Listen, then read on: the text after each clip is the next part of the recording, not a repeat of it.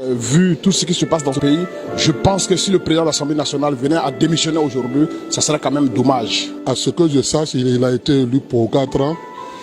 J'attends que ça s'achève. Ce qui est sûr, nous sommes venus, il n'y a pas d'ordre du jour d'abord, mais je ne sais pas ce qu'on va nous dire. Si le président venait de rendre sa démission, vous savez, dans ces derniers temps, nous les députés, on a trop de problèmes. Je ne peux pas comprendre que l'exécutif pousse un député de l'Assemblée nationale, celui-là même qui incarne l'institution de cette Assemblée, à démissionner. Non, maintenant parce que le président Ouattara l'a voulu, avec insistance. 5 janvier, le président m'a reçu à sa demande et a souhaité que je milite au sein du RHDP. J'ai même expliqué au président que j'ai suivi un homme qui s'appelle Alassane Ouattara pour 3 raisons. La première, c'est parce que l'émotion de l'ivoirité, l'homme de gauche que je suis, n'a jamais admis qu'on ségrègue ou qu'on discrimine les citoyens. La deuxième raison, c'est qu'il a vécu aux États-Unis depuis l'âge de 20 ans, comme il dit. Donc pour moi, il ne pouvait qu'être imprégné, imbibé des valeurs de la démocratie et des libertés. La troisième raison, c'est que c'est un technocrate. Il a fait un PhD en économie. Donc pour moi, il avait un bon CV, le bon CV pour le faire. Monsieur le Président de l'Assemblée nationale. Il m'a dit, alors le congrès était très important et que si je ne me rendais pas au congrès, il serait contraint de me demander de rendre ma démission. Ce que j'ai acquiescé, sans hésitation d'ailleurs. Le 24 janvier, à nouveau le président me convoque.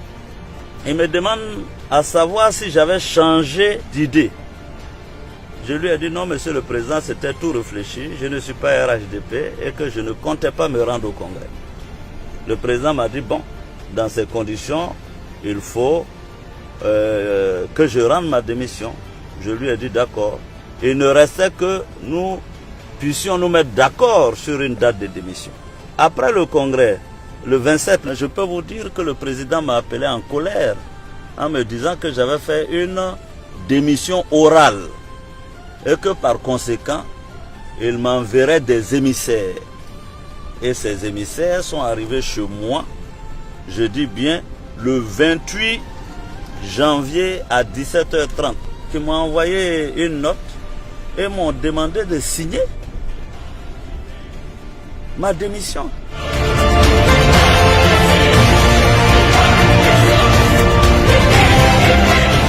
D'autant plus que selon eux, j'avais fait une démission orale. Je leur ai dit, mais si j'ai fait une démission orale, je ne suis plus votre interlocuteur. On ne peut pas démissionner pour le même poste 2 fois. Je leur ai dit que j'allais appeler le président. Par la suite, j'ai envoyé un courrier au président pour lui dire que je voulais qu'on préserve la dignité de l'institution parlementaire et que si je devais démissionner, je voulais que ça se fasse conformément à la Constitution, c'est-à-dire la convocation de l'actuelle session extraordinaire. Je vous informe, je vais là pour rendre ma démission. On aurait pu attendre l'ouverture de la session ordinaire de l'Assemblée le 1er avril pour que je rende ma démission. Rien ne pressait. Après tout ce que je viens de vous dire, si ce n'est pas de l'harcèlement, on peut parler d'insistance. Et c'est dommage, c'est triste pour nos démocraties.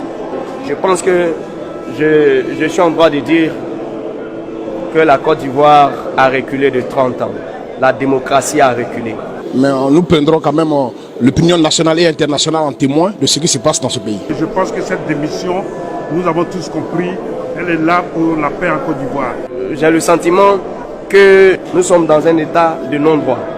Parce que la Constitution de la République consacre la séparation des pouvoirs et nous nous rendons compte, et les Ivoiriens sont pris à témoin, que c'est sur injonction du président de la République pour le fait que le président de l'Assemblée nationale a refusé de l'accompagner dans la constitution de son parti RHDP unifié.